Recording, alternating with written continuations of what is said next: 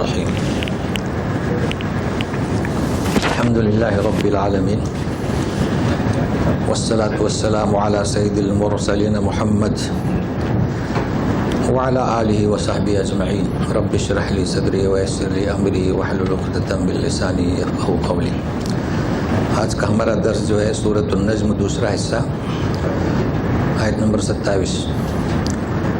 اعوذ باللہ من الشیطان الرجیم ان الذین لا یؤمنون بالآخرة لیسمون الملائکة تسمیۃ الانثی وما لهم به من علم يتبعون إلا الظن وإن الظن لا يغني من الحق شيئا فأعرض عمن تولى عن ذكرنا ولم يرد إلا الحياة الدنيا ذلك مبلغهم من العلم ان ربك هو اعلم بمن ضل عن سبيله وهو اعلم بمن اهتدى۔ یہاں تک ایک مضمون ہے گزشتہ صفحے کی آخری آیتوں کا، سے جڑا ہوا ہے، تو ترجمہ سے پہلے جڑ جاتے ہیں گزشتہ درس سے۔ گزشتہ درس میں ہوا تھا کہ یہ نام جو ہیں فرشتوں کے، دیوی دیوتا کے فرضی ہیں۔ سمیتھا ان انتم الا، کیا ہے؟ اسماء سمیتمھا، تم نے نام رکھے ہیں فرضی فرشتوں کے۔ تو اس کے ساتھ ساتھ ہم نے بتایا تھا اپنے بھائیوں کو نصیحت کہ مزارات کے نام بھی فرضی ہیں، مگر بات چل رہی ہے جو خطاب ہے قریش کو۔ دوسرا یہ مضمون تھا کہ شفاعت کے لیے ان سے امیدیں کیے ہیں جو کاغذ کے بنے ہیں یا مٹی کے یا لکڑے کے، دو شیر بندے رہتے ہیں۔ کبھی آپ جائیں کسی مندر پر، بچے نہیں ڈرتے، پھر دو باڈی گارڈ تلوار لے کے، بچے نہیں ڈرتے۔ تو یہ بتایا گیا تھا گزشتہ کہ جو اصل فرشتے ہیں، جو میرا عرش اٹھائے ہوئے ہیں، میرے ارد گرد ہیں، مقرب ہیں، مکرم ہیں، ان کی مجال نہیں کہ کسی کی شفاعت کریں یا میں اجازت دوں، اور کس کے لیے؟ جس سے راضی ہوں۔ تو پھر یہ تمہارے فرضی مورتیاں، ان کی کیا حقیقت ہے؟ یہ بتایا گیا تھا۔ تیسرا بتایا گیا تھا ون، تو اب یہ مضمون اسی سے شروع ہوگا، یہ دیوی دیومالا اور ظن۔ تو یہ آج تیسرا پہلو ہے ظن کا۔ تو ظن کا ایک پہلو ہم بتا چکے تھے سورہ حجرات میں، ان تجتنبوا، کیا ہے؟ یا الذین آمنوا اجتنبوا کثیرا من الظن، ہے نا۔ اور گزشتہ وہ دوسرا پہلو تھا، آج تیسرا پہلو، تو یہ بھی بیان ہوگا، اس کی وضاحت کرتے ہیں انشاءاللہ۔ تو اب اس کا ترجمہ جڑے گا، تو آج وہ بات نہیں ہے، آج دوسری بات ہے، لیکن ایسا لگ رہا ہے کہ وہی فرشتوں کی مورتیوں کا ذکر ہے۔ تو گزشتہ کیا کہا گیا تھا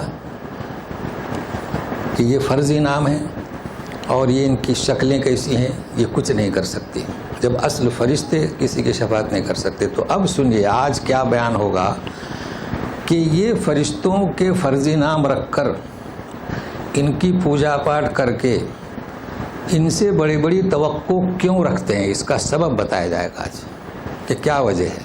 تو سنیے، یقیناً جو لوگ آخرت پر یقین نہیں رکھتے وہ فرشتوں کے عورتوں جیسے نام رکھتے ہیں، فیمیل نام رکھتے ہیں۔ دیکھیے ایک سبب یہ بتا دیا گیا۔ اب آپ دیکھیے وما لهم به من علم، یعنی بہت اہم بات ہے، انہیں کچھ بھی اس کا علم نہیں،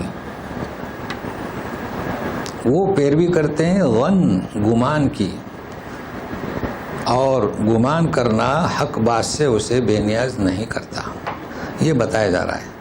پھر رسول کو حکم ہو رہا ہے، تو پہلے اس سے فارغ ہوتے ہیں۔ دیکھیے کہ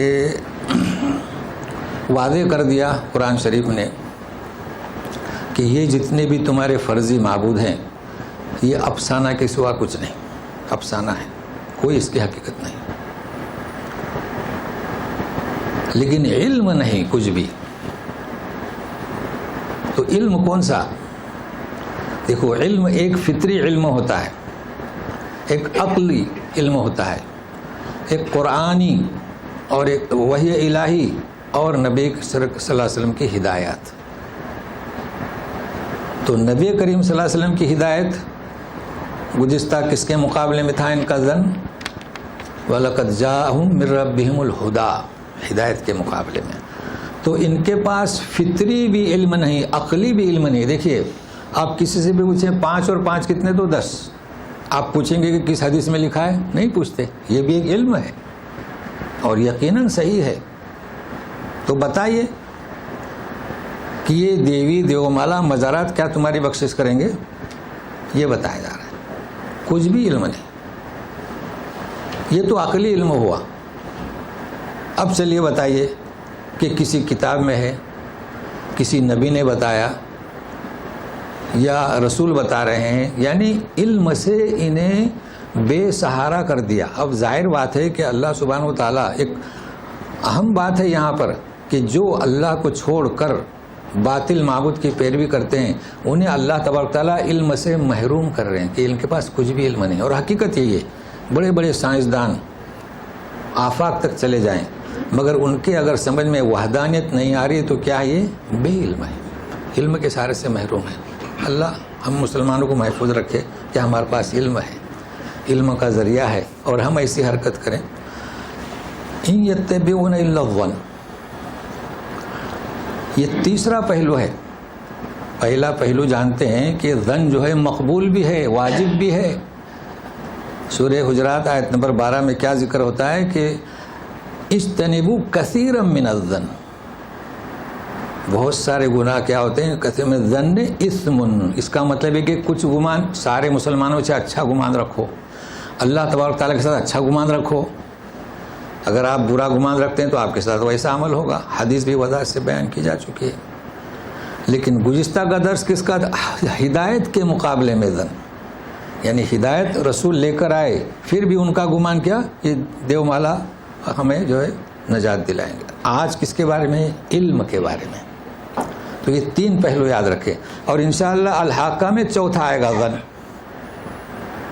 انی ظننت انی ملاق حسابیہ، سورہ الحاقہ۔ تو یہ میں اس لیے آپ لوگوں کو متوجہ کرتا ہوں تاکہ جو درس قرآن دینے میں مشغول رہتے ہیں ان کے لیے آسانی ہو جائے۔ دیکھیے، کبھی آپ کو کوئی کہے کہ فلانے ٹاپک پر، آج کل ٹاپک کہتے ہیں نا، اس عنوان پہ آپ بیان دیں، تو وہ کتابیں پلٹتے ہیں۔ اب کتابوں میں کیا ملے گا؟ کسی نے کوئی لکھا ہے اس کی نقل کرنا۔ یہ قرآن شریف ہے، بڑی آسانی ہوتی ہے اگر آپ کو آئیڈیا مل جائے تو دیکھو 4 جگہ ہیں، آج تیسرا ہو رہا ہے اور چوتھا انشاءاللہ الحاقہ پر، تو اس وقت اس پہلو پر گفتگو کرتے ہیں۔ تو یہاں جو ہے علم کے مقابلے میں دیکھیے، نہ ان کے پاس فطری علم ہے، نہ عقلی ہے، نہ وحی الہی، کچھ نہیں ہے۔ وَإِنَّ الظَّنَّ لَا يُغْنِي مِنَ الْحَقِّ شَيْئًا، ظاہر ہے کہ وہم، گمان، یعنی اگر کوئی کہے کہ 5 اور 5 اسے گنتی نہ آتی ہو 25 تک، وہ گن نہیں رہا ہے تو یہ اس کی جہالت ہے، اور وہ کہہ دے کہ 24 ہیں 20 ہیں، یہ علم کچھ کام نہیں آئے گا۔ جیسے گنتی آتی ہے وہ جب گنے گا کہ 25 ہیں۔ لیکن اب نبی کریم صلی اللہ علیہ وسلم کو کیا ہدایت ہو رہی ہیں سنیے۔ نہ ان کے پاس ہدایت کے مقابلے میں انہوں نے اپنا چراغ بجھا دیا، اور علم کے مقابلے میں یعنی علم کو بھی سمجھنے کی کوشش نہیں کی۔ تو سنیے، فَأَعْرِضْ عَمَّنْ تَوَلَّىٰ عَنْ ذِكْرِنَا، آپ رخ پھیر لیں ان سے۔ کس سے؟ جو روگردانی کرتا ہے ہمارے ذکر سے۔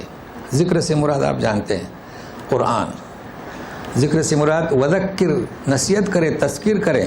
تو قرآن آپ پیش کر رہے ہیں ہی نہیں بلکہ تذکیر بھی کر رہے ہیں، انہیں اپنی یاد دہانی بھی کرا رہے ہیں۔ اس سے جو شخص منہ موڑتا ہے تو آپ کا کردار کیا ہونا چاہیے؟ ناراض نہ ہو۔ ان کے پیچھے محنت کرنے کی ضرورت نہیں، اپنا دوسری محنت کریں، مطمئن رہیں۔ وَلَمْ يُرِدْ إِلَّا الْحَيَاةَ الدُّنْيَا، اور وہ شخص جس کا مقصد دنیاوی زندگی حاصل کرنا ہے۔ تو کیا مقصد ہوا کہ آخرت پر یقین نہیں. دوسری چیز، ان کا علم اتنا محدود بلکہ بے علم ہے کہ صرف دنیا کی لذتیں نظر آ رہی ہیں. تو جسے دنیا نظر آتی ہے، اس کے پیچھے کیا ہے نظر نہیں آتا ہے، آپ اسے کیسے نصیحت کر سکتے ہیں؟ لہذا فعارض، یہ اس کے ساتھ آ رہا ہے. تو سنیے کہ دنیا آج کل جتنے بھی اقتدار میں ہیں، ان کا یہی مقصد ہوتا ہے کہ دنیا میں ہمیں کیسی عزت ملے. چونکہ ان کی آنکھیں بند ہو چکی ہیں، اس کے پیچھے کیا ہے، احوال کیا ہے، برزخ، عالم برزخ نہیں جانتے، پھر بعث، پھر قیامت. ان کا مقصد ہی نہیں، گویا کہ یہ بے علم ہے. ذالک مبلغہم من العلم، اس آیت پر بھی غور کریں. ذالک مبلغہم، مبلغ کسے کہتے ہیں؟ پہنچ، رسائی. ان کے علم کی رسائی یہ ہے.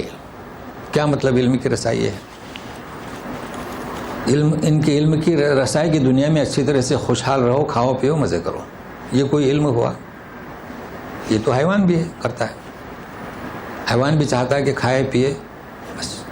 تو دیکھیے ان کی علم کی رسائی ذالک، جو ابھی ذکر ہوا، ولم یرد الا الحیات الدنیا. لیکن اس کے ساتھ ساتھ کیا کہا جا رہا ہے؟ ان ربک هو اعلم بمن ضل عن سبیلہ. ربک یعنی اے محمد صلی اللہ علیہ وسلم ہے نا، اے رسول، تیرا رب ہوا، تاکید، خوب جانتا ہے کون بھٹکا، کون اپنی راہ کو کس نے گم کر دیا، اور کون راہ ہدایت پر ہے. اس کا مفہوم کیسے سمجھیں گے؟ دیکھیے ہم آسان کیے دیتے ہیں. اس وقت سے لے کر آج تک اسلام دشمنوں کا ایک ہی نظریہ ہے. دیکھیے آیت کو سمجھنے کے لیے پس منظر، اس وقت بھی لوگ یہی کہتے تھے. وہ خود گمراہ تھے، بھٹکے ہوئے تھے، اور علم کی بنیاد کچھ بھی نہیں تھی، پھر بھی خود کو ہوشیار اور اچھا سمجھتے تھے. اس کی مثال آگے وضاحت سے آ رہی ہے. اور ان کو غریب، مفلس، اور آج بھی یہی حالت ہے. یہ کفار سارے کے سارے مسلمانوں پر ہنستے ہیں. داڑھی، ٹوپی، عورتوں کے برقعے، حجابات، اور خود کو کیا سمجھتے ہیں؟ باعزت اور باوقار. تو یہیں سے چلا ہے یہ سلسلہ. اب آپ بتائیں کہ اے رسول، تیرا رب جانتا ہے کہ نہیں؟ تیرا رب جانتا ہے. آج بھی وہ جانتا ہے کہ راہ ہدایت پر کون ہے. کون ہے؟ مسلمان. اور یہ پیچھے لگے ان کو مٹانے کے. اچھا، ان کی رسائی یہ کیوں لگے ہیں مسلمانوں کو مٹانے کے لیے؟ تاکہ یہ زیادہ سے زیادہ آباد رہ سکیں. مسلمانوں کی کثرت ہوگی اور مسلمان حکمراں ہو جائیں گے پہلے کی طرح. جبکہ حقیقت یہ ہے جب تک مسلمان رہیں گے، جب تک وہ یہ دنیا باقی رہے گی. مگر ان کے پاس علم نہیں. یہ تو مسلمان ہی جانتے ہیں نا. اگر مسلمان یہاں سے بالکل ختم ہو جائیں کہیں سے بھی تو دنیا کی ضرورت ہی کیا ہے؟ مگر یہ بے علم ہے. تو بہرحال کلام پاک یہ کہتا ہے کہ وہ خوب جانتا ہے کہ راہ ہدایت پر کون ہے. اب ربط سنیے. دیوی، دیوتا، دیومالا، ان سے ان کی توقعات تھیں. دیکھو اللہ تعالیٰ کس طریقے سے ان آیات کا جو ربط ہے سنیے گا. وَلِلَّهِ مَا فِي السَّمَاوَاتِ وَمَا فِي الْأَرْضِ لِيَجْزِيَ الَّذِينَ أَسَاءُوا بِمَا عَمِلُوا وَيَجْزِيَ الَّذِينَ أَحْسَنُوا بِالْحُسْنَى. اسی آیت کی ہم تھوڑی اصلاح بھی کریں گے یہ آیت پڑھنے میں، اور پھر حالانکہ آگے اس کی شرح ہے. سب سے پہلے دیکھیے اساؤ، چونکہ دو پرنٹ ہوں گے آپ کے پاس اردو عربی کی. اردو والے واو پر جزم لکھ دیتے ہیں یا گول دائرہ، تو جہاں پر سکون ہو اردو پرنٹ میں وہ پڑھا جائے گا. عربی پرنٹ میں کچھ نہیں لکھتے، تو ہو سکتا ہے آپ اس کو ترک کریں.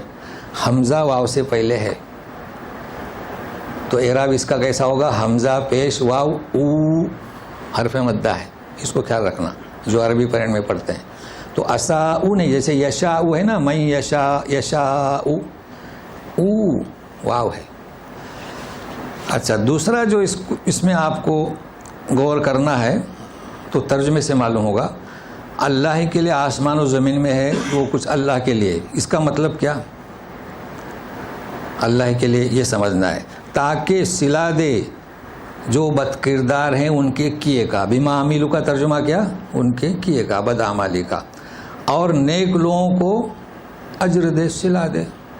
مگر یہاں بما عملو نہیں ہے. تو کئی چیزیں یہاں سمجھنا ہے. سب سے پہلی بات یہ سمجھنا ہے کہ تم نے توقعات رکھی دیوی دیوتا سے، جبکہ زمین و آسمان جو کچھ ہے وہ اللہ کا ہے. تو جب اللہ کا ہے تو آپ کو صلہ دینے والا کون؟ اللہ یا دیوی دیوتا یا مزارات؟ اس کا جواب یہ ہے کہ اللہ. یہ نقطہ اہم ہے. کوئی آپ کو نہ سزا دے سکتا ہے اور نہ صلہ دے سکتا ہے. یہ اہم اس کی بات. لیکن اب قرآن شریف میں غور کریں آپ. گزشتہ کا آپ کو شعر یاد ہوگا کہ سلام کو، کہ خوشیوں کو کرو عام، یاد ہوگا نا، اور سب کو کرو سلام، ہے نا. شعرا جو ہیں وہ نزدیک وزن ہے، قافیہ ہے، ردیف ہے. اور تیسرا چوتھا فقرہ بتایا تھا مسئلہ کہ ہے عید کا یہ دن. تو یہاں شعرا کیسے بناتے تھے؟ دیکھیں ساتھ میں رہیے. وہ یوں بناتے تھے، لیجزی الذین اساءوا بما عملوا، ہوا نا، بما عملوا، یعنی بدکاروں کو ان کے کیے کی سزا. تو کیا کرتے تھے؟ وَيَجْزِيَ الَّذِينَ أَحْسَنُوا بِمَا عَمِلُوا، کرتے تھے نا شعرا. ہاں، تو شعرا کا وزن دیکھیں اور کلام کی کا اعجاز سمجھتے ہیں نا کہ لوگوں کو بے بس کر دیا. کتنا فرق ہے. اگر بما عملوا ہوتا تو یہ مخلوق کا کلام بالحسنہ. تو سنیے گا کہ اللہ تبارک تعالیٰ ہی کا سب کچھ ہے. تو اگر کوئی گناہ کرتا ہے تو سزا بھی وہی دے گا، دیوی دیوتا نہیں. اور اگر کوئی نیک کار ہے تو اس کا صلہ بھی اللہ دے گا، دیوی دیوتا نہیں. مگر اس میں کیا فرق ہے کہ بما عملوا؟ یہی تو ہمیں سمجھنا ہے نا. آپ جانتے ہیں نا معجزہ، بھائی موسیٰ علیہ السلام کا معجزہ، اس نے بے بس کر دیا جادوگروں کو، ہے نا. تو کلام اللہ کی آیت نے بے بس کر دیا شعراء کو، ساری دنیا کو. تو جو بدکار ہیں جتنی گناہ کریں گے اتنی ہی سزا ملے گی. دیکھیں، اور جو نیکوکار ہیں بما عملوا نہیں. ہم درس میں آتے ہیں، آئے نا، عمل ہے نا ہمارا، نماز پڑھتے ہیں، تبلیغ کرتے ہیں، بما عملوا نہیں. الحسنہ، یہ ہے کرم اللہ تعالیٰ کا. تو ہمیں کیسا صلہ ملے گا؟ اپنی کیے کا نہیں، بلکہ اللہ تعالیٰ اچھا اجر دیں گے. حالانکہ وہ ہماری عبادت میں نقص ہوگا، کمی ہوگی، اس لیے بما عملوا نہیں فرمایا. اور یہی وہ اعجاز ہے قرآن کا کہ ساری دنیا کو بے بس کر دیا. اور ساری دنیا کون سی؟ یا معاشر الجن والانس. تو اس آیت کو نوٹ کر لیں. لیکن ابھی سنیے گا، یہ فرمایا کہ الذین احسنوا بالحسنى. اب ساتھ میں رہیے. لوگ بڑے پریشان رہتے ہیں، ہمیشہ گناہ کبیرہ، گناہ صغیرہ. گناہ کبیرہ پر تو کتابیں لکھ دی گئی اور گھبراتے ہیں. تو سنیے، یہ کون لوگ ہیں؟ الذین یجتنبون کبائر الاثم والفواحش الا اللمم ان ربک واسع المغفرہ هو اعلم بكم اذ انشأكم من الارض واذ انتم اجنة في بطون امهاتكم فلا تزکوا انفسکم هو اعلم بمن اتقى. یہ ایک مضمون ہے پورا، اور ہم ہمیشہ اس کی ترغیب تلقین کیا کرتے ہیں، لیکن آج آپ کے سامنے ہے. ہر کلمہ سنتے رہیے. جو لوگ بچتے ہیں بڑے گناہوں سے، ایک بات، اور جو لوگ بچتے ہیں فواحش سے، الا اللمم، لمم کو خارج کر دیا. پھر فرماتے ہیں کہ اے رسول، اب ہم کہتے ہیں اے رسول، اے محمد، اللہ تعالیٰ تو نہیں کہتے ہیں محمد، لیکن سمجھنے کے لیے، تیرے رب کا دامن مغفرت بہت وسیع ہے. ان ربک کیا واسع المغفرہ. دوسری بات اس سے بھی اہم ہے جس کا ہمیشہ ہم تذکرہ کرتے رہتے ہیں مگر آج اللہ تبارک تعالیٰ کے کلام میں سنے گا. وہ خوب جانتا ہے کب سے، جب سے تمہیں پیدا کیا زمین سے، جب مٹی اٹھایا نا، ہم سب کو جانتا ہے. اللہ غور سے سنیے، ہماری فطرت کو جانتا ہے، ہماری خصلت کو جانتا ہے. اور جب تم اپنی ماؤں کے پیٹوں میں جنین تھے، جنین اب دوسرے صفحے اور اس کی شرح آئے گی اگر پہنچے تو. جنین یعنی کیا؟ جیم اور نون چھپے ہوئے تھے.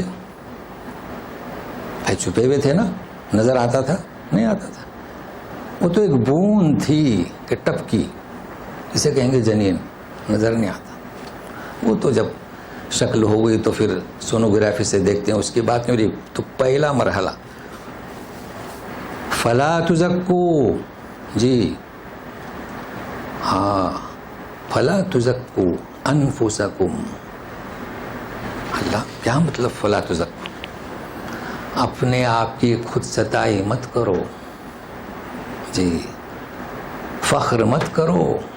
یہ اکثر ہم پیغام دیا کرتے ہیں، داعین کے پاس نہیں ہے، مبلغین کے پاس یہ نہیں ہے. تو ابھی سنیے، وہ خوب جانتا ہے کون متقی ہے.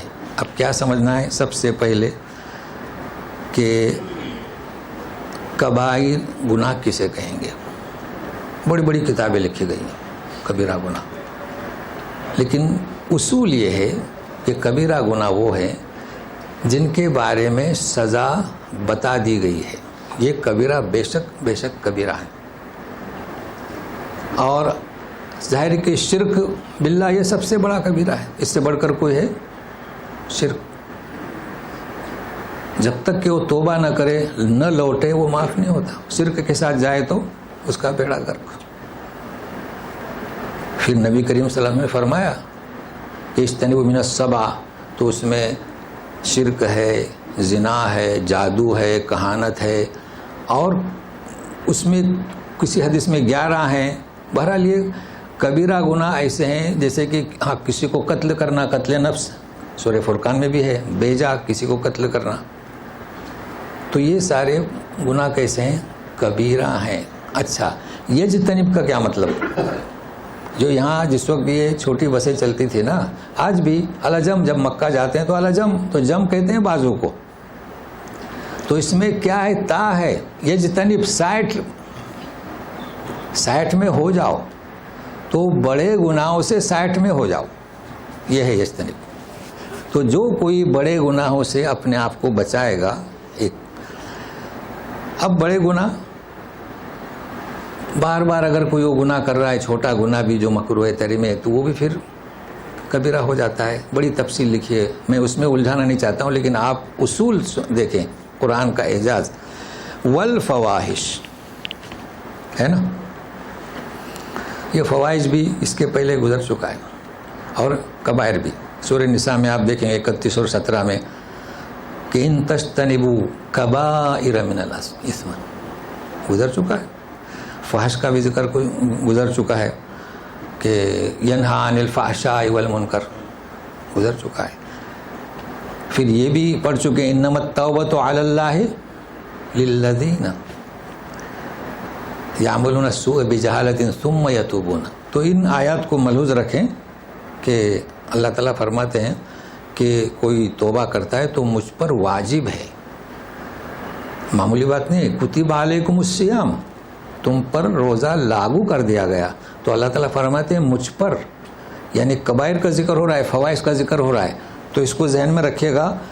تو کبائر اور فحش کسے کہیں گے؟ کئی جگہ پر ہے. ولا تقربوا الزنا، زنا کے قریب مت جاؤ. انہو کیا ہے؟ فاحشتن، زنا بھی فحش ہے، قریب جانے کے لیے اسے منع کر رہے ہیں. تو ہمیں کیا سمجھنا ہے؟ فحش کام کسے کہتے ہیں؟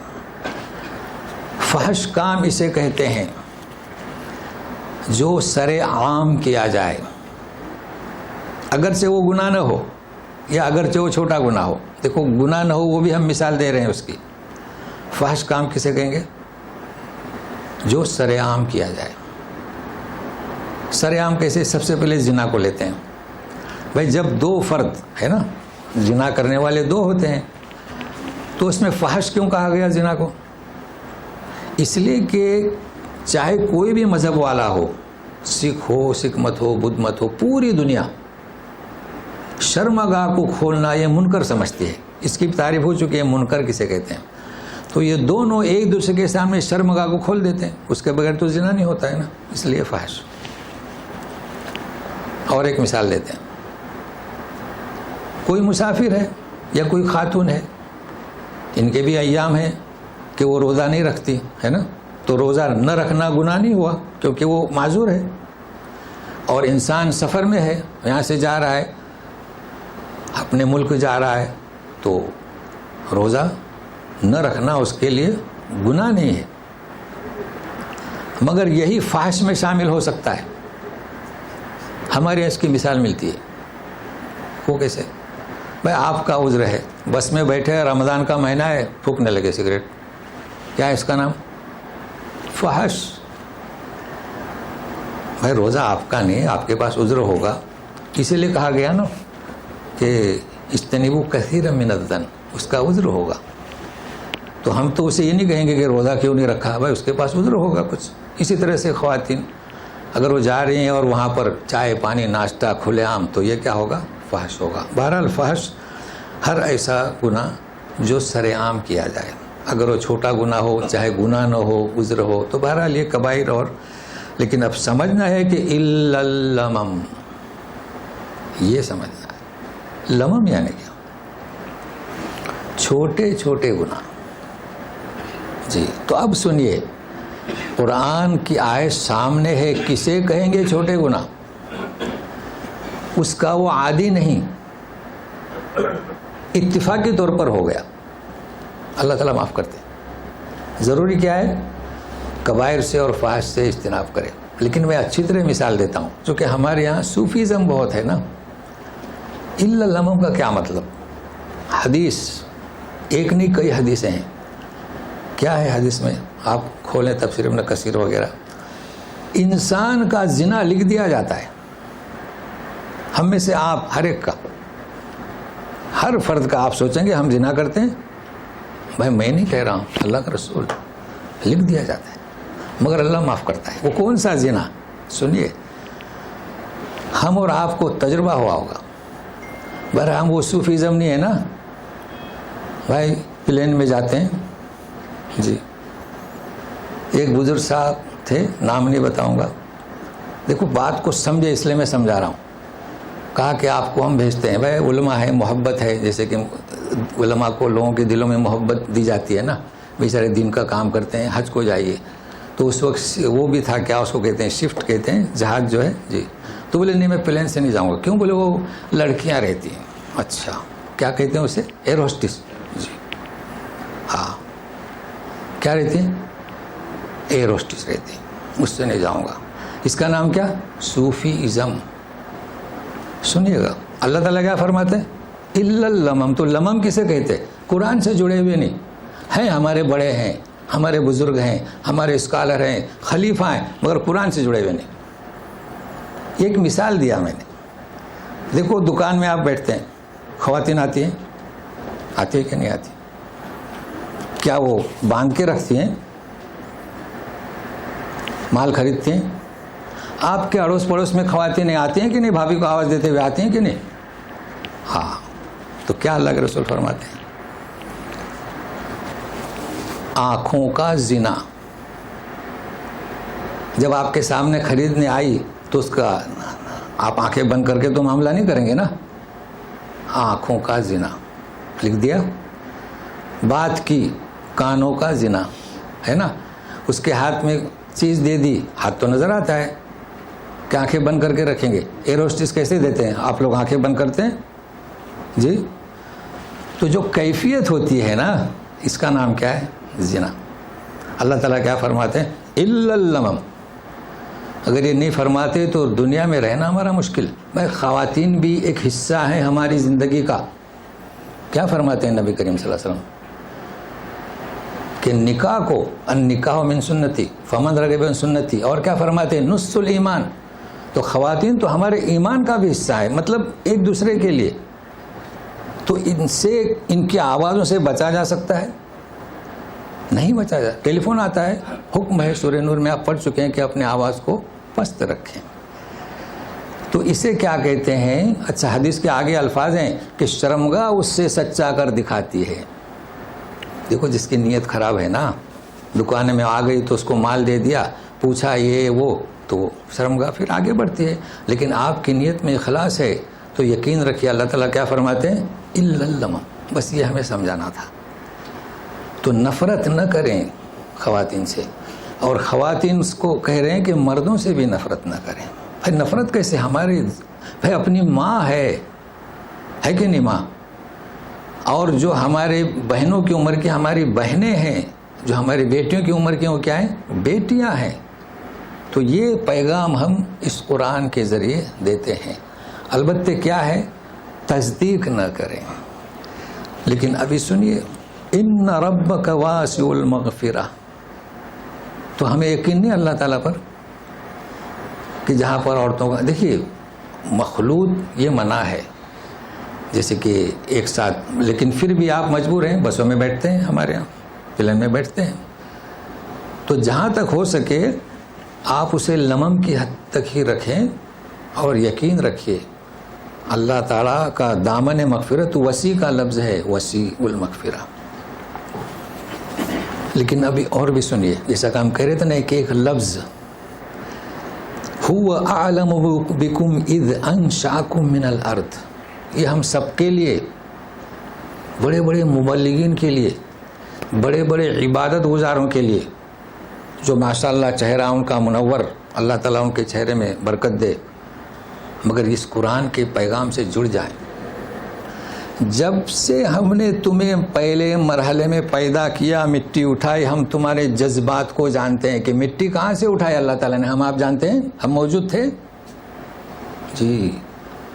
فرشتوں کو نور سے بنایا، جناتوں کو آگ کی لو سے، لپٹ سے، وہ جانتے ہیں اللہ تعالیٰ، وہ جانتے ہیں. تو یہ پہلا مرحلہ ہے. ہم جانتے ہیں تمہارے اندر کیا خصائل ہیں، کیا صفت ہیں، اس لیے یہ جڑا ہوا کس سے ہے؟ دامن مغفرت بڑا وسیع ہے جی. تو سنیے، اور دوسرا مرحلہ جب تمہاری ماؤں کے پیٹوں میں چھپے ہوئے تھے. جانتے ہو کیسے چھپے ہوئے تھے؟ ایک بوند ٹپکائی جاتی ہے، چھپ جاتی ہے، پھر اس کا تعلق کہاں سے ہوتا ہے؟ خون سے. کبھی سوچا آپ نے؟ جس سے ہم لوگ نفرت کرتے ہیں، جسم بھرا ہوا ہے خون سے. اگر نماز میں ناخن لگ گیا، خون نکلا تو بڑے بڑے مسائل، کسی بڑے مفتی کے پاس پوچھتے ہیں میری نماز ہوئی کہ نہیں ہوئی. آپ خود خون سے بڑے ہوئے ہیں، کیا کھایا؟ خون. مگر یہ آج مضمون دوسرا ہے، وہ نہیں، مسائل نہیں بتانا ہے. کیا فرماتا ہے اللہ تعالیٰ؟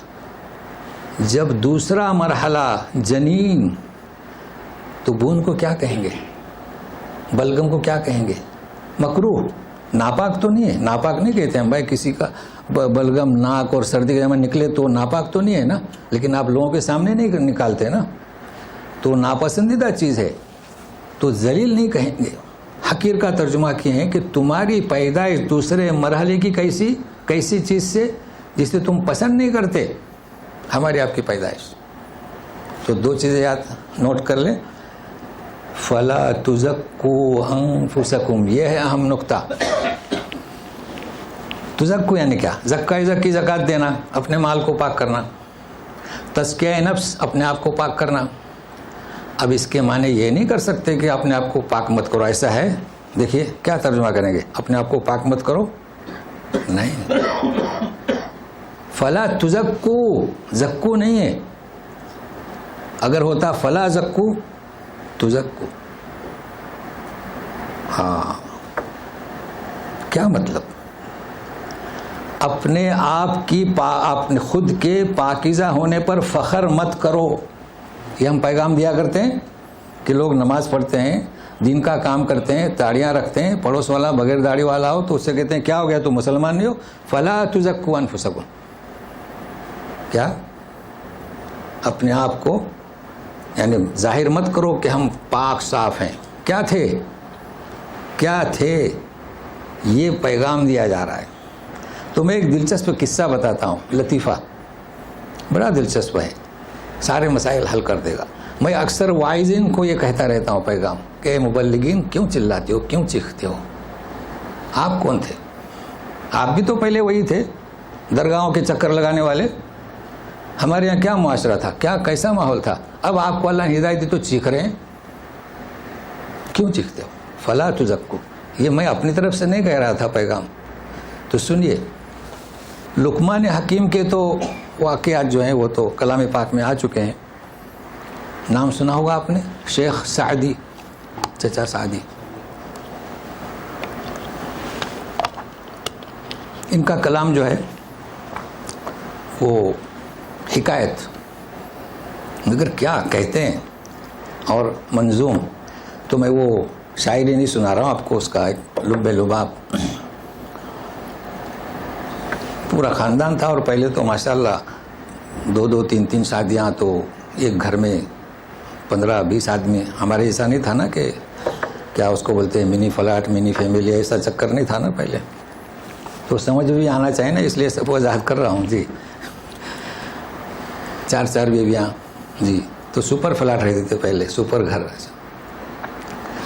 تو اپنا ان کا بیٹا تھا, بہت اچھا. یعنی اس آیت کو سمجھنے کے لیے میں پیش کر رہا ہوں. تو اس کو عادی بنایا, سیکھ رہا تھا. تو رات میں عبادت میں بھی لگا دیا ہے نا, بچوں کو عادت لگانی چاہیے نا, درس میں لانا. تو عبادت بھی کر رہے تھے. اب تہجد کی نماز تو آپ جانتے ہیں 2 رکعت ہوتی ہے نا, مسنا. تو وہ بیٹا بول دیا, ابو جی.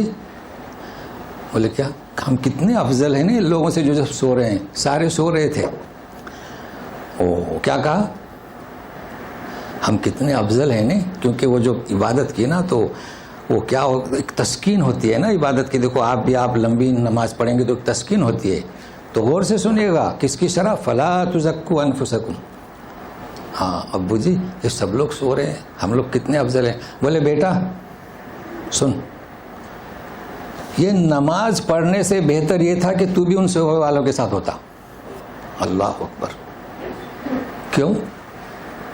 تو نے اپنے آپ کو ان سے افضل جانا. یہ ہے تربیت. کیوں افضل جانا؟ وہ سوئے ہیں اور ہم تہجد پڑھ رہے ہیں, تو ہم ان سے افضل ہوئے. اس سے بہتر یہ تھا کہ ہم بھی سوتے. یہ میں ہمیشہ کہتا ہوں, مگر آج چونکہ آئے تھے نا سامنے. جی آپ کے آفس میں ہوگا, لوگ روزہ رکھتے ہیں سوموار کا اور جمعرات کا نا, تو جو روزہ نہیں رکھتے ہیں ان کو حقارت سے دیکھتے ہیں. ان سے کہو فلا تزکوا انفسکم. اگر آپ کو کوئی زبردستی کرے نا کہ روزہ کیوں نہیں رکھتے ہو, فلا تزکوا انفسکم, وہ سمجھ جائے گا, کیوں مجبور کر رہے ہو کسی. تو یہ آپ کو قصہ بتایا. یہ خاص کر آپ تو خیر آج موجود ہیں, اور جو سن رہے ہیں اور جو دیکھیں گے, آپ کتنی بھی دعوت دے لوگوں کو, خیال رکھیں کہ ہم اور آپ کی پیدائش کس سے ہوئی ہے. لیکن ایک اور بات آپ کو بتاتے ہیں, تو اس کو ختم کرتے ہیں. وہ عالم بمن اتقا. آپ ایک آدمی سویا ہوا ہے, تو لطیفہ پورا کریں. ایک آدمی تہجد پڑھ رہا ہے, بتائیے افضل کون ہے؟ اللہ عالم ہے نا, اللہ عالم. ایک صاحب کی داڑھی بڑی لمبی ہے, ایک صاحب کی چھوٹی ہے, ایک صاحب کی غائب ہے. تقویٰ داڑھی میں نہیں ہے, کہاں ہے؟ دل میں ہے. دیکھو ہم ترغیب نہیں کر رہے ہیں, ہم ایک قرآنی اصول بتا رہے ہیں. اگر کوئی شخص بارش ہے اسلامی اور غیروں سے نفرت کرتا ہے, تو شیخ سعدی کے مطابق بہتر یہی تھا کہ آپ کا یہ حلیہ نہیں ہوتا. ابھی سنیے آپ, اور ایک بات غور سے سنیے گا. کیسے تخلیق ہوئی؟ ہماری تخلیق کیسے ہوئی دیکھیں نا. ابھی رد کس کا ہے سنیے غور سے. فرعونیت, رافضیت, اور کیا برہمہ ہمارے یہاں کہتے ہیں نا, یا براہما، دونوں نام ہے، برہما اور براہما اور صوفیزم. یہ سنیے گا چونکہ ہمارے بر صغیر میں یہ سب مشہور ہیں. فرعونیت تو خیر کلام پاک میں ہے، کیا فرق ہے یہاں اللہ تعالیٰ کا. اور یہ اس لیے بتا رہا ہوں کہ ہماری پیدائش کس سے ہوئی؟ فرعونیت کا رد، رافضیت کا رد، برہمیت کا رد اور ہمارے صوفیزم کا رد. اس لیے میں زور دے رہا ہوں. اور ہمارے بر صغیر میں یہ ہے. آپ لوگ نہیں جانتے. آپ لوگ کیا جانتے ہیں؟ شیعہ. رافضی نہیں جانتے. آپ لوگ کیا جانتے ہیں؟ فقہ نہیں. کیا جانتے ہیں؟ صوفی نہیں. سنیے، فرعون کسے کہیں گے؟ اللہ تعالیٰ کہتے ہیں کہ فلاں یہ پیدائش کے مرحلے وہ اپنے آپ کو رب کی ذات سمجھتا تھا. کیا کہا؟ انا ربکم الاعلی. مگر وہ تو اب ہے نہیں، ہمیں یہ نہیں بتانا ہے. رافضی کسے کہیں گے؟ جی، تاکہ ہم ہمارے صوفیزم پر پہنچیں، اس لیے کہ ہمارے یہاں صوفیزم چل رہا ہے. دیکھیے، رافضی کے معنی ٹھکرانا. کیسے بنے رافضی؟ حالانکہ اس میں 12 ہیں. اس میں خطرناک کون ہے؟ تو ہمارے صوفیزم میں بھی کئی ہیں، 4 ہیں، آپ نام سنتے ہوں گے، لیکن خطرناک کون ہے؟ تو سننے گا رافضی کسے کہتے ہیں. ان کا جو امام تھا نا، جو جہاد کرنے میں امام ہوتا ہے، وہ بیچارے امام کو سب چھوڑ کے بھاگ گئے. تو کیا کہا؟ رفضونی. سب رافضی ہو گئے، امام کو چھوڑ دیا، رافضی ہو گئے. بس یہ لفظ یاد رکھے. تو رافضی کا مطلب کیا؟ امام کو ٹھکرانا. یہ لفظ. اس کے بعد ان کی ایک جماعت ہوئی، سب سے پہلے انہیں ٹھکرایا ابی بکر صدیق، ہوئے رافضی. اور پھر کیا؟ وہ عمر ہوا عثمان. ان کا نام رافضی. لیکن اس میں کئی شعبے ہیں. دیکھیے، یہ اسماعیلیہ یا آغا خانی اور بہرا یہ تو کچھ بھی نہیں ہے، لیکن ان میں اکثر عقائد یہ ہوتے ہیں. تو چلو فقہ کو ہم مختصر کر کے بتاتے ہیں. فقہ کسے کہیں گے؟ تو فقہ تو بہت ہیں، لیکن جس طریقے سے رافضی، اس طرح کے فقہ کے معنی کیا؟ تقلید. اچھا، برہمیت کو بھی مختصر سا ان کا یہ. ہاں، تو رافضی کا بتلانا ضروری یہ تھا کہ رافضی کیا کہتے ہیں کہ ہمارا جو امام ہے یہ روح اللہ ہے. اللہ کیا کہتے ہیں؟ روح اللہ. اللہ تعالیٰ نے فرمایا نا کہ فَإِذَا سَوَّيْتُ وَنَفَخْتُ فِيهِ مِن رُوحِي، جب میں مجسمہ بناؤں انسان کا اور اس میں روح پھونک دوں، تو ان کے امام میں اللہ کی روح ہے. دیکھو، روح اللہ سنتے ہوں گے نا. وہ ہم کیا کہتے ہیں؟ ہم مملوک ہیں، اللہ کی روح ہے. وَلَا يَسْأَلُونَكَ عَنِ الرُّوحِ، ہم نہیں سمجھ سکتے. تو یہ فرق ہے. تو ٹھکرانا اور ان کا امام اللہ کی روح ہے. تو جب اللہ کی روح ہوئی تو جس طریقے سے اللہ کو اختیار ہے کہ جنت دوزخ، اس امام کو اختیار ہے. یہ یاد رکھیں. رافضی. اچھا، برہمیت وہ کہتے ہیں کہ ہم اللہ کی ذات سے پیدا ہوئے.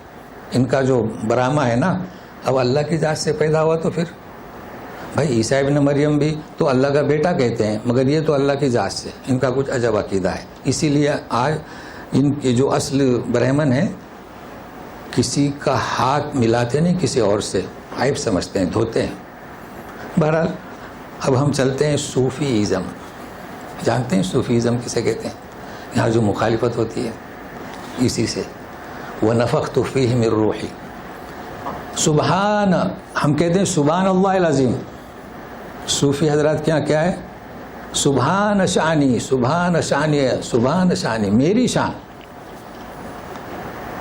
وہ تو میری شان کی تسبیح پڑھتے ہیں. اب آپ کو کبھی اس کا سابقہ نہیں پیش آیا؟ وہ کہتے ہیں کہ ہماری پیدائش کیا ہے؟ اللہ تعالیٰ، وہی روح کا مسئلہ، اللہ تعالیٰ کا ایک جز. تو جب آپ صوفی کے یہاں جائیں گے جو اس درجے کا ہے تو وہ اللہ کا جز سمجھتا ہے. اور یہ ہم نے اس لیے آپ کو ہم بتا رہے ہیں کہ کہیں دھوکے میں نہ آ جائیں. اپنے لوگوں کو سمجھائیں کہ کیا اللہ تعالیٰ نے اس رافضی کو پیدا کیا اور ہمارے یہاں جو صوفیہ انہیں پیدا کیا، تو اپنا اگر وہ جسم ہے، ایک جز ہے، اپنی روح ہے، تو اس طریقے کے الفاظ استعمال کریں گے جو ناپسندیدہ ہیں. بس یہ نقطہ ہے. اللہ تعالیٰ کہیں گے کہ ہم نے تمہیں ایک بوند سے پیدا کیا نہیں. یہ ان کا رد ہے، بوند سے نہیں. فلا تزکوا انفسکم هو اعلم بمن اتقى. تو اللہ تعالیٰ بہتر جانتے ہیں کہ کون متقی ہے اور کون متقی. بہرحال یہاں تک کا درج جو تھا وہ یہ تھا کہ سورہ نجم ہماری شروع ہوئی تھی. حالانکہ نجم کا بھی ذکر آگے بھی ہے, شعرا, وہاں تک ہم پہنچ نہیں سکتے. اور تذکرہ چل رہا تھا دیوی دیوتا دیومالا کا. اب اسی مناسبت سے یہ آیت اب شروع ہو رہی ہے, اور یہ قصہ جو ہے لمبا ہے, جتنا بھی ہو سکے ہمارے وقت تک اسے ہم پورا کرنے کی کوشش کرتے ہیں. تو سنیے. أفرأيت الذي تولى وأعطى قليلا وأكدى عنده علم الغيب فهو يرى أم لم ينبأ بما في صحف موسى وإبراهيم الذي وفى ألا تزر وازرة وزر أخرى وأن ليس للإنسان ما سعى وأن سعيه سوف يرى ثم يجزاه الجزاء الأوفى وَأَنَّ إِلَىٰ رَبِّكَ الْمُنتَهَىٰ. ابھی تو چلتا ہی رہے گا, اب کتنا پڑھ سکتے ہیں تو کوشش کرتے ہیں. رأیت, کیا غور کیا, کیا جانا اس شخص کو, تو کوئی شخص ہے الذی تولا, جس نے روگردانی کی, اور دیا تھوڑا, وآتا قلیلا, وہ اقدا, پھر ہاتھ روک لیا. کیا اس کے پاس علم غیب ہے تو وہ دیکھ رہا ہے؟ ام لم ینبأ, کیا اسے آگاہی نہیں ہوئی صحف موسیٰ اور صحف ابراہیم, وہ ابراہیم ہے نے, صحف ابراہیم جو وفادار تھا. یہاں تک ایک مضمون ہے. پھر دوسرا مضمون, کیا اسے یہ پتہ نہیں, اسی طریقے سے اسے اس کا علم نہیں کہ کوئی بھی بوجھ کسی دوسرے کا بوجھ نہیں اٹھانے والا, اور انسان کو وہی ہے جو وہ عمل کرے, اور اس کا کیا ہوا اس کو ملحوظ رکھا جائے گا, پھر اسے پورا پورا جزا دیا جائے گا. اور ایک کہ پہنچنا ہے تیرے رب کی طرف, کئی چیزیں سمجھنا ہے. تو کوشش کرتے ہیں تھوڑی جتنا بھی ہو سکے سنیے گا. پہلی بات یہ ہے کہ الذی یعنی کون. تو مفسرین کا, یعنی مفسرین بھی دو قسم کے ہوئے, اور یہ ان کا اختیار ہے, محنت کرتے ہیں. یا بعض مفسرین کہتے ہیں کہ اسے مطلق چھوڑ دیا جائے, ایک شخص. بعض مفسرین نہیں, اس کا تعین کیا جائے. تو چونکہ یہی قصہ مدثر میں آ رہا ہے تفصیل سے, یا یہ اس کی تفصیل ہے, تو اس کا نام کیا تھا؟ ولید بن مغیرہ. چونکہ یہ کردار اور مدثر میں جو کردار ہے وہ ایک ہی ہے, اس لیے انہوں نے نام لکھ دیا. کس کا؟ کہ ولید بن مغیرہ کا. تو سنیے اس کا, جب تک اس کا پس منظر نہیں جانیں گے. دیکھیے جو مدثر میں آئے گا اسے اس وقت ہم سمجھیں گے, لیکن جو کردار وہاں تھا جب دارالندوہ میں جمع ہوئے تھے, اصل میں ہوا یہ کہ لوگ کہہ رہے تھے کہ اس شخص پہ الزام لگا اور اسے یہاں سے یا تو مارو یا تو ہٹا دو. تو لوگوں نے کہا کہ کاہن ہے. یہ بڑا تیز دماغ تھا, کیا بات کرتے ہو, کاہن ہے, کاہن لوگوں سے میرے رواسم ہے, ملتا جلتا ہوں, کاہن کہاں اور یہ کہاں. ارگستان نے بتلا دیا تھا کاہن, تو یہ کاہن کہاں. اور پھر کہا کہ شاعر شعرا کتنے موجود ہیں, اس کا شعر سے کیا تعلق ہے, جیسے ابھی بتلایا ہم نے. یہ وہ قریب پہنچا تھا کس کے, یہ ما ھذا قول البشر, یہ کسی بشر کا کلام نہیں ہے. شور ہو گیا لوگوں میں, یہ تو محمد صلی اللہ علیہ وسلم, وہ تو محمد کہتے تھے نا, جادو چل گیا. یہ ہے اس کا پس منظر. تو وہاں بھی سنیں گے, یہاں بھی سنیے. اب ہوا کیا, تو نے دیکھا یا جانا, اب تو دیکھتے نہیں ہے نا, اب تو جانتے ہیں کہ جو شخص قریب ہوا تھا, حقانیت کو سمجھ چکا تھا, یہاں پس منظر دوسرا ہے. اس کا ایک دوست, اس نے کہا ارے یہ جو دعویٰ کر رہے ہیں نا قیامت میں یہ دیومالا سفارش نہیں کریں گے, دیکھیے اس سے جڑا ہوا ہے, تو فکر مت کر, مجھے کچھ پیسے دے دے, میں تیری سفارش کر دوں گا. دیکھیں, ہاں, اس نے کہا اچھا کتنی رقم, تو ایک طے ہوئی. تو اس نے منہ پھیر لیا. وآتا قلیلا, دیکھیے اسلام کے قریب ہوا, کچھ رقم دیا, پھر اس کو آخرت پر یقین ہی نہیں, پھر روک دیا. دیکھیں واقعہ.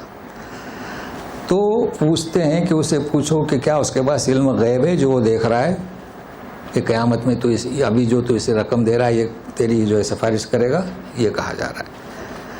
یا کہ اسے آگاہی ملی صحف موسیٰ سے. جانتے ہیں موسیٰ علیہ السلام کے صحیفے تھے جو تورات میں موجود ہیں، اور صحف ابراہیم اس لیے کہ عطف ہے نا، وہ ابراہیم الذی وفا، جو وفادار تھے. تو یہاں پر ایک بات کو نوٹ کر لیں، یہ پھر آئے گا پارے ام میں، ان ھذا لفی الصحف الاولی صحف ابراہیم و موسیٰ. تو آپ کو معلوم ہونا چاہیے کہ صحف موسیٰ تو تورات میں ہے، زبور ہے، اور کیا انجیل ہے. یہ تینوں کتابیں موجود ہیں، اگرچہ کہ اصلی شکل میں نہیں ہیں، لیکن صحف ابراہیم کا وجود نہیں. کیوں نہیں یہ تو ہم نہیں جانتے. اسی لیے عام طور پر لوگ لکھتے ہیں آسمانی کتابیں کتنی، تو 4، لیکن ایک کتاب پتہ نہیں انہوں نے ہمت کی تو بولے 5. کیا ہمت کی؟ 5. 5ویں کون سی؟ تو بولے صحف ابراہیم. بتاؤ، وجود نہیں. جس کا وجود ہی نہیں ہے، اب یہ کیوں نہیں، یہ تو اللہ ہی بہتر جانتا ہے. تو ابراہیم الذی وفا. اب یہاں سے مضمون جو ہے وہ اللہ تزر وازرۃ وزر اخری، تو اسے آئندہ رکھتے ہیں تاکہ آپ کے سوالات جو ہیں وہ. تو مطلب یہاں ایک بہت اہم موضوع ہے اللہ تزر وازرۃ وزر اخری، کہ کیا ہے، میں آپ کو نشاندہی کیے دیتا ہوں تاکہ وقت سے پہلے پہنچیں، کہ کوئی کسی کا بوجھ نہیں اٹھائے گا. تو ان کے پس منظر سے بیان کیا جا رہا ہے، لیکن پھر ہم جو ہے صدقہ کرتے ہیں، خیرات کرتے ہیں، حج بیج بدل کرتے ہیں، یہ ساری چیزوں کو سمجھنا ہے. تو یہ آیتیں اس کے منافی نہیں ہیں، اور اس میں غلو بھی کرتے ہیں، قرآن خوانیاں بھی کرتے ہیں. یہ سب موضوع رہے گا آئندہ، تو ہم اس پر اکتفا کرتے ہیں تاکہ آپ کچھ سوالات کر سکیں. تو بہرحال یقین رکھیے کہ یہ قرآن سے جڑنے سے کئی مسائل حل ہوتے ہیں، ورنہ صوفیزم میں جا کر لوگ اسی طریقے رابضیوں کی طرح اپنا ایمان تباہ کر رہے ہیں، اور وہاں کیا کیا ہوتا ہے آپ نہیں جانتے. خانقاہوں میں کچھ کلیفیں آپ کو بھیج دی گئی ہیں کہ ان کے پیروں پر سجدہ کرتے ہیں، گود میں ماتھا ٹیکتے ہیں. تو اللہ تعالیٰ حفاظت کرے اور ان لوگوں کو بھی اللہ ہدایت دے. برحمتک یا ارحم الراحمین. اعوذ باللہ من الشیطان الرجیم. افرأیت الذی تولی وأعطى قلیلا وأکدی عنده علم الغیب فهو یری ألم ينبأ بما في صحف موسى وإبراهيم الذي وفى. تو 38 نمبر سے آئندہ کا درس شروع ہوگا اور وہ اسی کا حصہ رہے گا. سبحانک اللہم وبحمدک اشہد ان لا الہ الا انت استغفرک واتوب الیک. تو آپ پوچھ سکتے ہیں اور جو جانا چاہیں وہ جا سکتے ہیں. جی کہیے. آیت نمبر 16 پیچھے چلے گئے نا جی. تھوڑا سی جو ڈھانپا ہوا ہے، جو چھارا ہے، ہاں، یہ کیا اللہ کی تجلی کی طرف اشارہ ہے؟ ہاں، اذ یکشی السدرۃ ما یکشی. جی کہیے. یہ جو اس میں مطلب اللہ کی تجلی کی طرف اشارہ ہے کہ وہاں تجلی ہو رہی تھی. ہاں، ان کا سوال یہ ہے کہ آیت نمبر 16 میں جو اذ یکشی السدرۃ ما یکشی، کہ اس کو چھا رہا تھا، ڈھانک رہا تھا، جو چھا رہا تھا. تو کیا چھا رہا تھا؟ انوار اور تجلیات. تو انوار تجلیات کی بارش تھی، لیکن اس کے باوجود بھی نبی کریم صلی اللہ علیہ وسلم ما زاغ البصر وما طغى، نہ آنکھوں کے دوسرے زاویے سے دیکھا اور نہ بے قابو ہوئے. بہت اچھا. تو انوار تجلیات. جی آپ کہیے. قابل تحسین نہیں ہے کہ انہوں نے بر صغیر پاک میں اسلام کو پھیلانے میں کردار اٹھایا. جی وہ قابل تحسین ہونے چاہیے. جی باقی اچھے برے ہر کسی میں ہوتے ہیں. ہاں، سوال سمجھ میں آیا نا. صوفی ازم ہندوستان میں بر صغیر میں انہوں نے قابل تحسین کام کیا، یقیناً اس میں کوئی شک نہیں. انہوں نے کیا کام کیا؟ شاید 2 درس ہمارے ہوئے تھے. یہ پہنچے ہندوستان میں سندھ کے راستے سے، نام سے بتایا تھا. یہی جو مشہور ہیں خواجہ غریب نواز، جانتے ہیں نا. یہ قابل تحسین ہے. یہ کیوں پہنچے تھے؟ انہوں نے جا کر صرف خیمہ ڈالا تھا. تو اس وقت تو انسانیت تھی نا، تو انہوں نے دعوت دینا شروع کی کیا پڑھ کے سناتے تھے؟ قل هو اللہ احد وذکر بالقرآن. یہ صوفیزم اسے ہم نہیں کہتے. ان کو صوفی کا نام دے دیا، ان ہی الا اسماء سمیتموہا. یہ تو بھول گئے کہ یہ تو انہوں نے قل واللہ سے درس دیا. جب ہندوستان میں داخل ہوئے، وہ علاقہ بھی آپ لوگ جانتے ہیں اس جگہ کا جہاں خواجہ غریب نواز کی درگاہ ہے، کون سا علاقہ کہلاتا ہے جی؟ اچھا جی، راجستھان جی. اس سے لوگ متاثر ہوئے کیونکہ احد ہاں کوئی معمولی بات نہیں ہے. ہاں اجمیر شاہ ان کا نام وہی ہے نا خواجہ جی. متاثر ہوئے اور ایمان لے آئے. لوگ وہاں کا جو راجا تھا نا وہاں تک پہنچے. اس نے کیا کہا جانتے ہو؟ انہوں نے کہا کہ اس کو اڑا دو یہاں سے. اس نے کہا کہ نہیں اڑاؤ مت، اپنی اس حکومت میں خلفشار ہو جائے گا. کئی لوگ اس کی بات کو مان چکے ہیں، وہ کیا کہتا ہو جا کے سن کے آؤ، ہے نا. تو انہوں نے محبت، لوگ آتے تھے، ان کا احترام اور کہنے کا انداز کیا تھا؟ وذکر بالقرآن. یہ لوگ جھوٹے ہیں جو کہتے ہیں کہ صوفیزم سے اسلام پھیلا. کیسا پھیلا؟ میں بتاتا ہوں حکایت. جب آپ صوفیزم کا مطالعہ کریں گے سنیے گا، نام نہیں بتاؤں گا. کتنی غلط بیانی سے کام لیا. تو یہ ہے ہندوستان میں اسلام کیسے داخل ہوا؟ قرآن سے داخل ہوا. ان کو نام ہم نے کون سا دیا؟ صوفیزم کا. تو سنیے، قافلہ چلا. پہلے لوگ پکنک لے جاتے تھے نا جنگلوں میں، ابھی بھی جاتے ہیں. سنیے ابھی صوفیزم. ہاں تو بیٹھا تھا قافلہ، اتنے میں ایک فاختہ آئی. نہیں فاختہ کیا، فاختے کا قافلہ آیا. اب غور سے سنیے. تو انہی کے ایک مرد نے جو مار دیا، وہ پکڑ لیا. ہاں اب کیا ہوا؟ فاختے کا سردار آ کے بیٹھ گیا شیخ کے سامنے، بولے کہ قصاص، بدلہ. یہ ہے صوفیزم. تو بولے کیوں؟ بولے کہ مار دیا. تو بولے یہ تو چڑیوں کا شکار کرنا اللہ نے حلال کیا ہے. بولے نہیں، آپ کا نام صوفیزم، آپ اولیاء اللہ. تو ہمارا جو غول آیا تھا آپ پر، انہیں اطمینان تھا کہ آپ صوفی ہیں، آپ یہ مخلوق خدا سے کو آپ پسند کرنے والے نہیں، آپ تو صرف اللہ اللہ کرنے آئے تھے.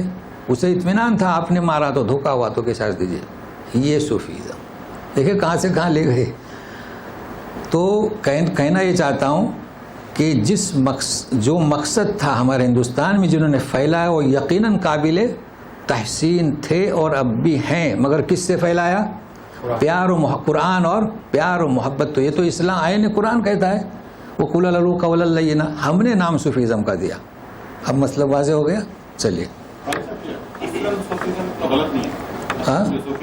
ہاں ہاں اصلاً غلط نہیں ہے. جیسے اصحاب صفہ، بھائی صوفیزم یعنی کیا؟ یجتنبون کبائر الاثم، اپنے آپ کو بچاؤ، اس کا نام صوفی. مگر آج کل کیا یہ من گھڑت کس سے جی. اس پر جب سے ہم نے دیکھا ہے کہ فقہ آئی ہے، ہاں صوفی والی محبت غائب ہو گئی. ہاں صحیح ہے. اور نہیں صوفی کی غائب ہو گئی تو پروان قرآن کی محبت غائب ہو گئی. یہ آپ کہیں بھائی قرآن آپ کو بتائے گا صوفی کیا ہے اور فقہ کیا ہے. جی چلیے انشاءاللہ آئندہ سنیں گے، اس لیے ہم نے آپ کو وقت دیا.